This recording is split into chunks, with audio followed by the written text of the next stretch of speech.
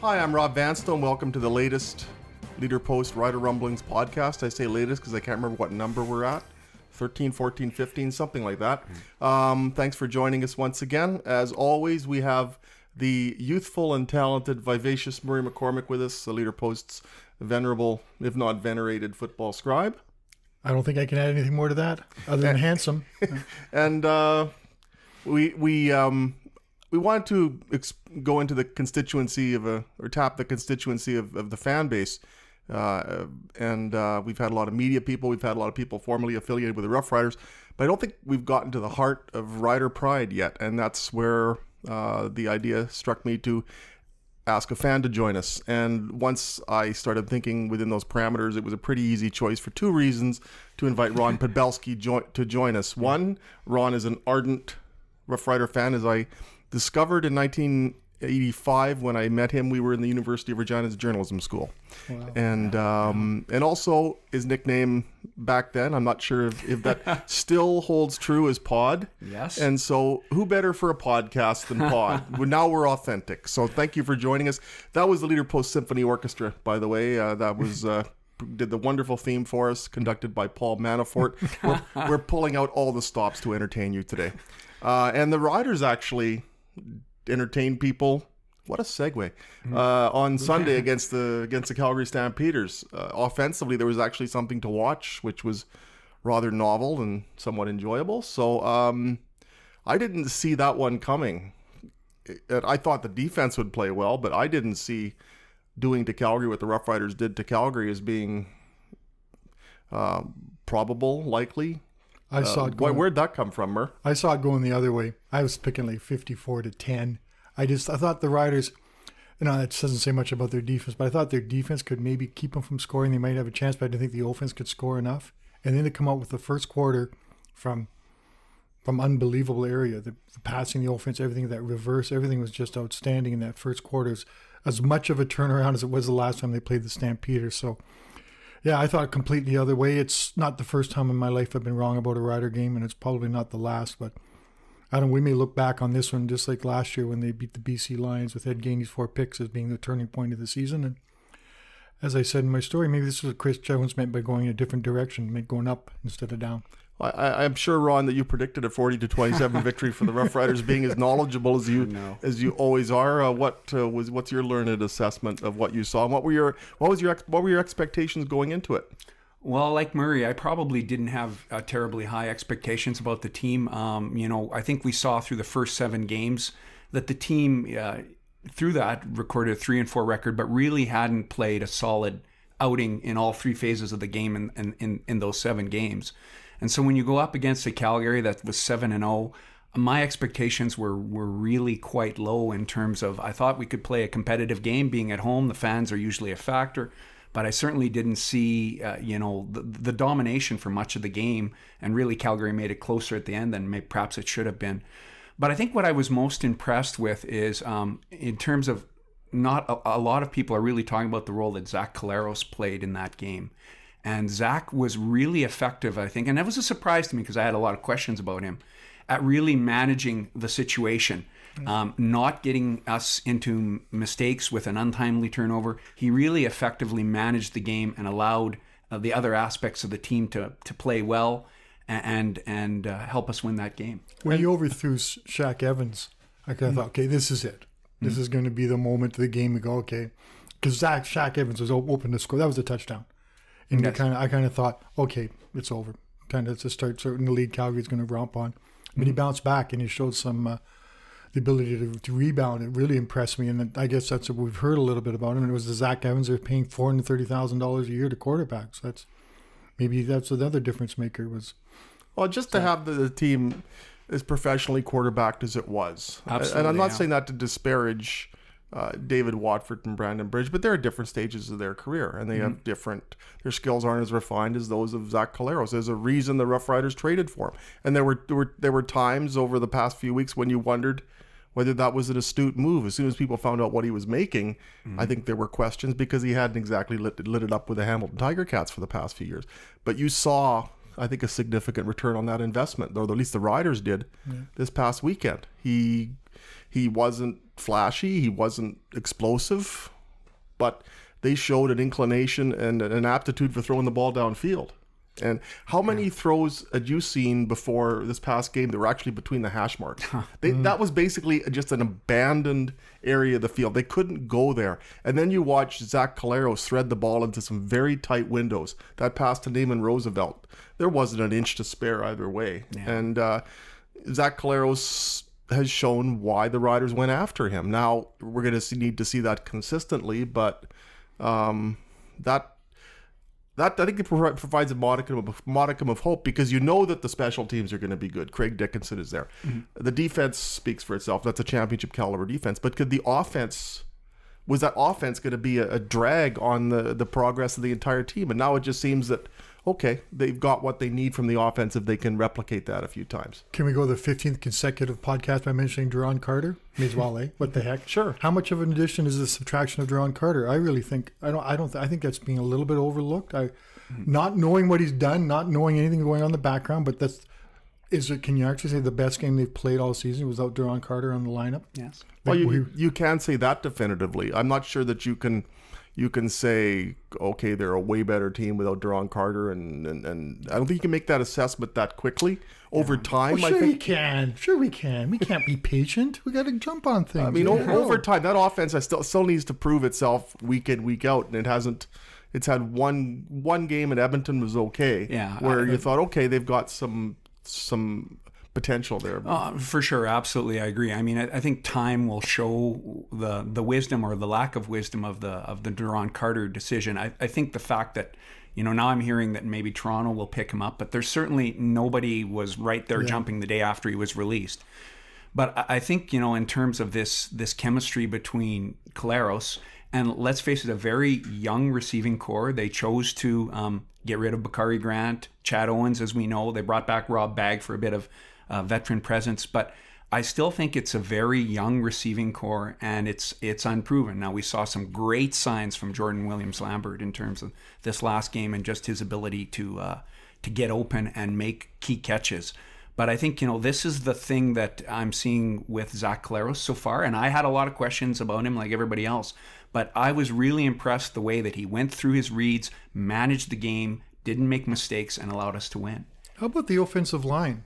Over the first 5 games of the season or 3 games, they were a big-time question mark. And lately, they've been, we won't go as far as solid, but solid. I would say better than solid. They've allowed 1 sack over their last 4 games and none over the last 2 games that were started by Zach Collaros. So, we're talking about Zach, we're talking about the receivers, but the bottom line is that the big guys are doing their jobs. They're giving them a chance. They're getting a chance to get passes off, to do moves, to the reverses, and they're blocking. And so maybe kudos to... Can we say kudos to Stephen McAdoo yet? Does he take responsibility for the offensive line? If he's going to take heat for what was going wrong with the offense, I think there needs to be some commendation for what went right. Yeah. You complimented Chris Jones on what went right after the game. I know it hurt. It hurt. It wasn't 1,100 words, but it was very flowery and very complimentary. And I know you'll get back to your regular rotten self soon. Am I that bad, Ron? You've known me for 33 years. No, I think, and I have a little bias because I have a great deal of respect for your writing over the years. But, I think you've offered a reasoned critique over time of Chris Jones. I mean, I don't doubt the man's intelligence or his commitment to win. He and his incredible creativity with the defense that we've seen. All of those things we have to laud and recognize, and I think you do that. The other side of it is, I would say, we're in year 3 of this rebuild. We're 4-4 through 8 games. We've had 5 games at home, 5 games we played against the least, or the East, as I like to call them. I just would have thought we would have been better than 4-4 at this point. And the mantra around the time that Brendan Taman and Corey Chamberlain were let go in 2015, and around the time that Chris Jones was hired, was sustained success. Well, 4-4 in year 3 isn't sustained success. I want to see sustained success. Is it moderately success? I want to see sustained success within a season. Yeah. Okay, they've beaten Calgary. Mm-hmm. And it's a monumental victory for them. Yeah. And it's a statement game, and it says a lot. But okay, Can they build on it? And we've seen a very erratic Rough Riders team this year. So, okay, the opportunity is there for them. They've just beaten Calgary, which should signal that they're capable of beating any team in the league anywhere. And they did so resoundingly. So, go into BC on Saturday. BC's undefeated at home. Can they win there? Then you get a tough Winnipeg team, unless they're playing Ottawa back-to-back. Can you make some inroads there? If they can get on a roll here, even go, if they can win these next 3 games with a sweetheart schedule for 3 weeks after that, then we can say that Chris Jones is met the expectations, or is beginning to meet the expectations of sustained success, because that's what people want to see. They don't want this team that hovers around 500, and that's what this is looking like. It's looking like one of those Roy Shivers, Danny Barrett teams that'll beat a very good football team and then lose to the Hamilton Tiger Cats and be the only team to do that in 2003. Right. People need to see them start stringing things along, and that's what they haven't been able to do this year. Can we talk about the defense? Though? No. What are your thoughts on special teams? Yeah. Sure. That was a defensive effort that just really, Rob has a much better memory for me. I can barely remember what I had for breakfast. But every point of the defense just played well. The linebackers are Guavin blocking a punt. And a quick story. Dick Buckus once said what was missing from his Hall of Fame career was blocking a punt and scoring a touchdown. Yeah. Samuel Goff. Dick Buckus, for you young people, was the world's greatest middle linebacker in the history of sports. But, you're not saying Jack Lambert? Yeah, nice okay. Steelers fan. I know. Yeah. Sorry, my still What a fraud. Anyway, I think the great achievement, and I think Rider fans are hesitant to give any type of credit to Bo Levi Mitchell in terms of just because they hate him so much. But this guy has an 800 winning percentage, and he came into this game, and for the first half, he looked thoroughly confused. Yep. Because Bo Levi Mitchell is one of the best game managers and best winning quarterbacks in the history of the CFL. So I think a lot of credit is due for Chris Jones for designing a defense that totally befuddled a really intelligent quarterback. I mean, it's quite.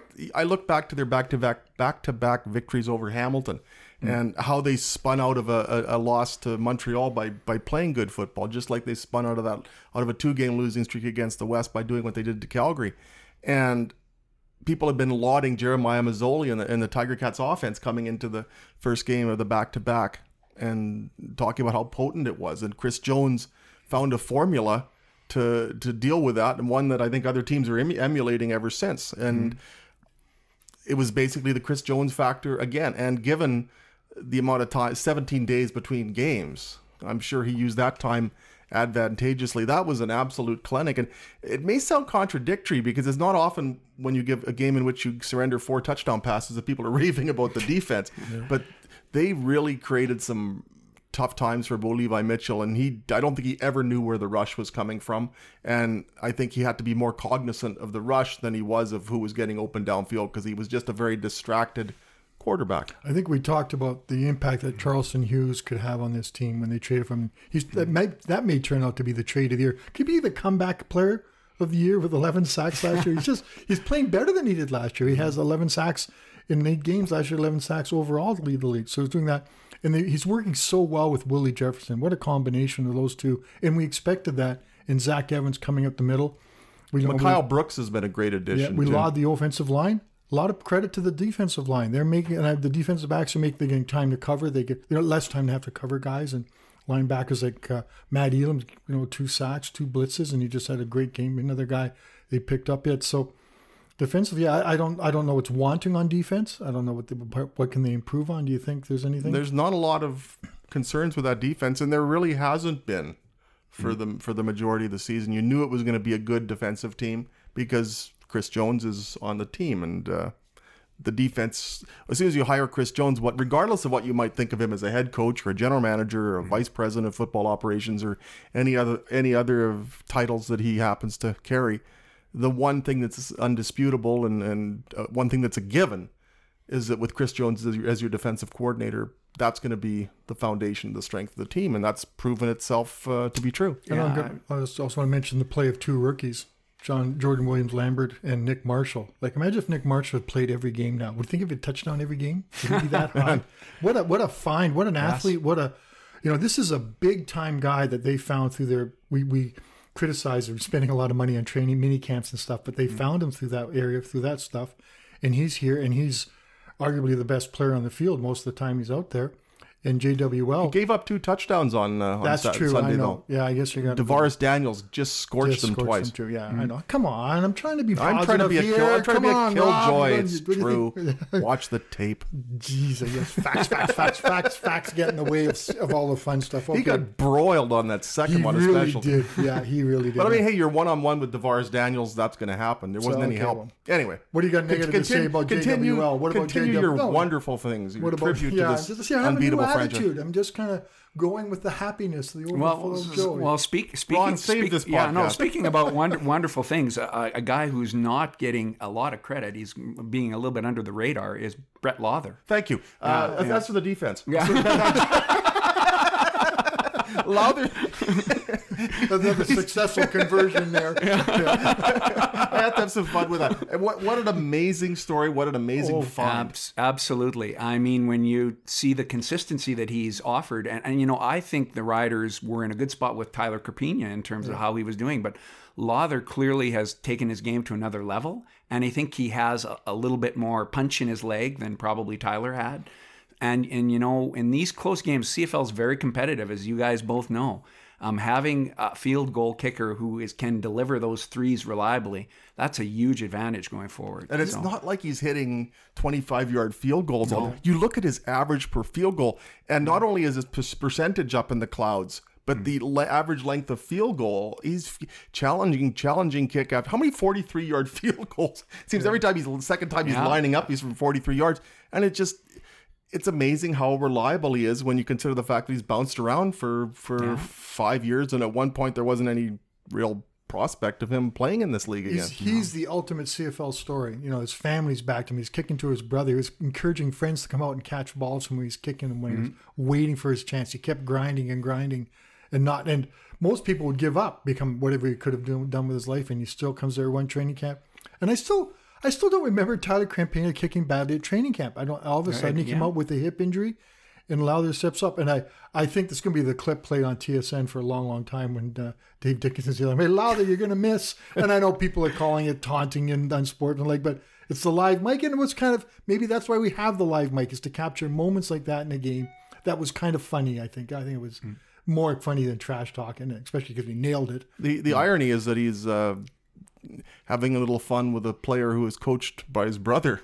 Yeah. Small world, the CFL. That's probably what was going on there. That's pretty cool.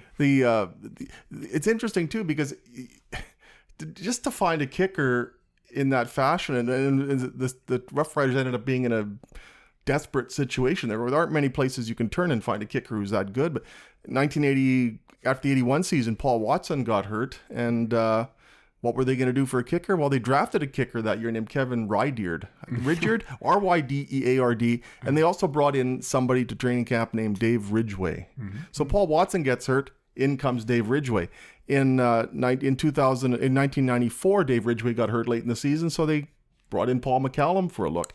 A year later, Paul McCallum was the guy, and now you have a situation where they had to find a kicker who could replace Tyler Carpina, who's very good. Yeah. They've been really lucky in desperation situations as far as finding kickers over the years. Well, what a find. Oh, for sure. And you know, you have to remember, too, when things are not going right, the place kicker is the second most scrutinized person on the team. Yeah. So right after the quarterback, if he's missing kicks, the fans are all over that. And so I think to walk into a pressure situation like Brett Lawther does with Rider fans that are often very unforgiving of place kickers, we know that from what happened to Paul in 2004, and just step in and really do a professional job there. Credit to him. Credit to that young man. So, and to Chris Jones and maybe John Murphy, and we don't say his name very often, but they found him. Yeah. They found him, and they knew there was something there. And I think it's easy to look at the offense and say, well, they only put one touchdown on the board. Yeah. And then they put the touchdown on the board after getting the ball at the 30-yard line thanks to another play by Charleston Hughes. But I think something has to be said for the fact that 5 of those field goals were the result of drives that Zach Caleros was able to engineer. So they didn't pound it in from there. No. But there were drives 30, 40, 50, 60, 70 yards that put them in position to get points against a tough defense. I think that's got to be acknowledged as much as it's easy to focus on the only single-digit offensive touchdown total in the league at the moment. I think drives were a 4-letter word under the Brandon Bridge and David Wofford, because they were sustained drives. Other than that one we came back against Hamilton late, it was only 4 plays. There's none of these sustained drives, and that's what takes. Got to see them getting the ball at their own 20 and marching down the field and getting a field goal. That builds confidence in the team. It's very exciting to see a sustained drive. How much did you enjoy it from your luxury box? Oh my God. What section is it?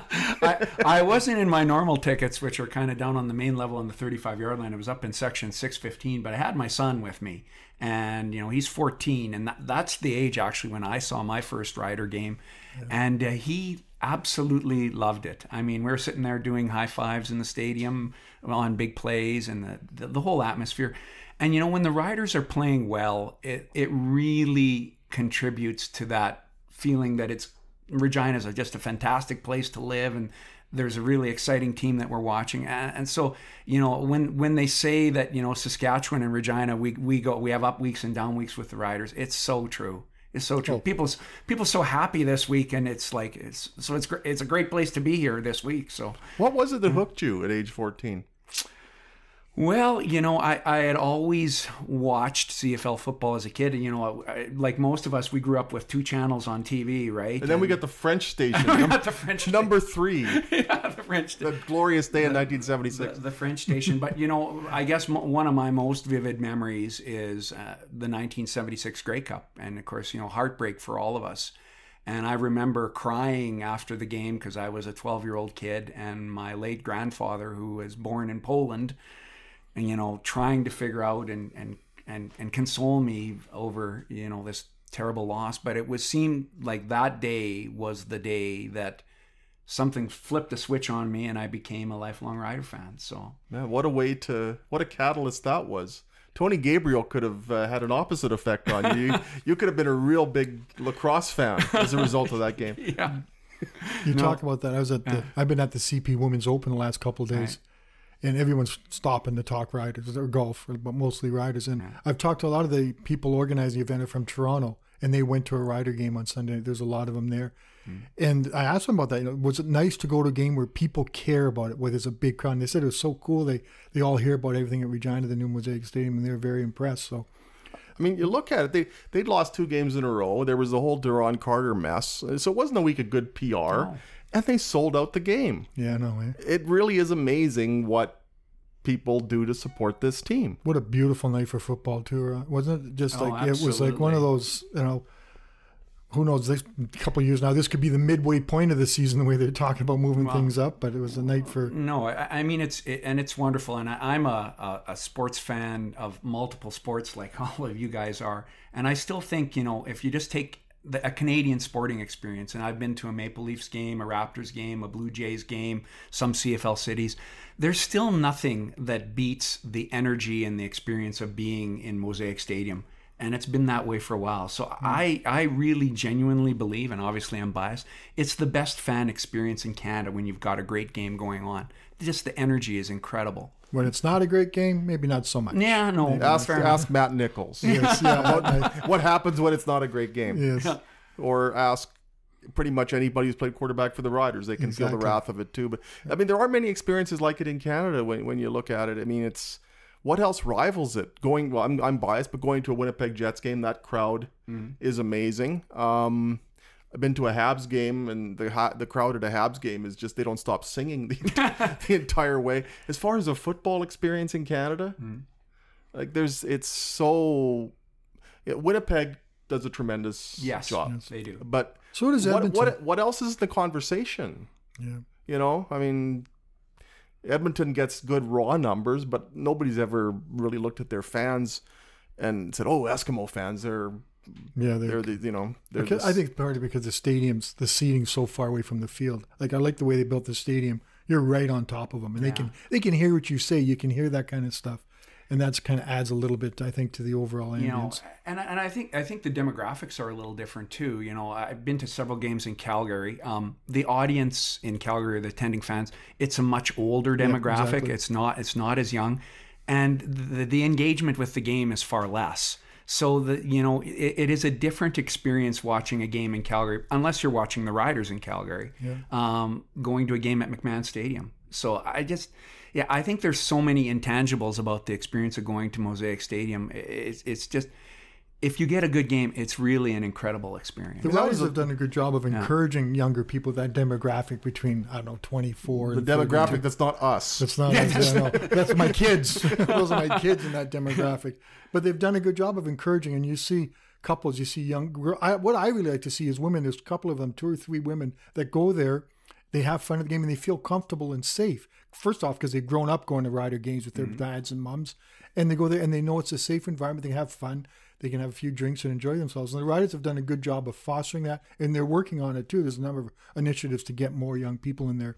In Pill Country, could you imagine standing for 3 hours? Like, that's crazy. Could you do that? Yeah, I can't stand for 10 minutes. I had to stand for 3 hours to get on the elevator. Am I 24 or 54? I think I'm 24. I'm standing in that pill center. They look like they were having 24. Oh, thank you. They were having fun in that pill. You could tell they're having fun in that. That was sort of the game where the new Mosaic Stadium arrived, I think. It's so hard to replicate what Taylor Field was, and you looked at this nice shiny new stadium, but you never really thought it was a forbidding environment for a visiting team to the extent that you did when you saw Taylor Field. But I think that was the game where where it was demonstrated that this environment can be what approaching, equaling, even maybe exceeding one day the atmosphere that was at Taylor Field, because that was loud. 2 time count violations on Bolev. He doesn't. I don't know how often he does it. They all do it, but I don't know. That was big, and they were into it and loud, and so that maybe I don't know. I think the first home playoff game will be when we can say Mosaic Stadium has arrived in my mind, but that was a big step forward to there. Riders, we've been remiss, I suppose, in not talking about the next game. I believe there is one Saturday in BC. I have no idea what to make of this, because this team's been so tough to figure all year, and the Lions are also enigmatic. They're 3-0 at home, 0-5 on the road. Who knows what to make of either team? It's pick the winner out of a hat. Ron, what are you expecting this weekend? Well, I think it's going to be a competitive game. I am a little worried because I do think the BC has an outstanding receiving core. With Arsenault, Brian Burnham, Lule is looking really solid in terms of managing that team and putting them in the position to win. And then just BC Place has always been, like much of the road destinations for Saskatchewan, has been a really difficult place for the Riders to win in. So I'm hopeful that we can win the game, but the most I feel that I can commit to is I think it'll be a competitive game. Murray, you'll be there. I think what people don't know about BC on a Saturday night in the summer is there's a lot of Rider fans. They all make their trips from all edges. I know there's the smoke and the fires are probably going to encounter some issues there, but they all come to Lions games on Saturday nights. There's it's a lot of orange, but there's a lot of green bleeding into that. Yeah. So I'm like you, Rob, and I don't know what to expect. I kind of jumped off the bandwagon with both feet after what happened against Calgary. So I like Travis Lully. I still think the Riders' defense is better than BC's offense, and I think they can hold them from scoring. And if Zach Claris does the same things he does, and maybe we're going to see more from Trey Mason. I think Trey Mason is kind of inching forward in the running back derby in my mind. Marcus Thigpen looked like he tweaked something. Yeah. There, so and Caleb Hawley's out. Well, for how long we don't know. We won't know to go to practice later today, but I don't know who replaces him. Here's something for you journalists to investigate. We're not journalists. Okay, sorry. Let's get this straight. Writers. I'm a sports writer. Sorry, sports writer. So it's libelous. We keep hearing that Chad Owens is still in town. Is there any? I have never heard that at all. Or is that Chad or Terrell? Terrell, pardon me. I've never. Buck. As part of what just unfortunately, it's a young man's game movement that Chris Jones has going. Yes. It was well within the possibility he would be coming back, because instead of going younger, they seem to be getting older. But I haven't heard. I know the feeling. I haven't heard that rumor at all. So the fan boards are ahead of us on that one. Well, we're done. I know that must be heartbreaking to everybody out there in podcast land, but we thank you. This is just breezed by. Ron Podbelski, thank you so much for joining us. It's been a real pleasure to have you with us. Murray, it hasn't been a pleasure to have you with us. Can I give a plug you're obligated to join us. And I want to give a plug to the CP Women's Open, and I know people are kind of wondering because we've never had a big time golf event in this city, but it is big time. It's like a whole village has taken over the Wascana Center Country Club. There's everything there, concessions, there's tents, there's walking along the ropes. If you've never been to a big-time golf tournament, this is one. I think you should really, I know you have to pay, and I understand that, but parking's reasonable. They're doing everything they can. It's pretty cool. It's a pretty cool event. I think you should go out there and try to catch it sometime. Great. For Murray McCormick, Ron Pabelski, I don't know my name, but we'll try and do this again next week. Thanks for being with us.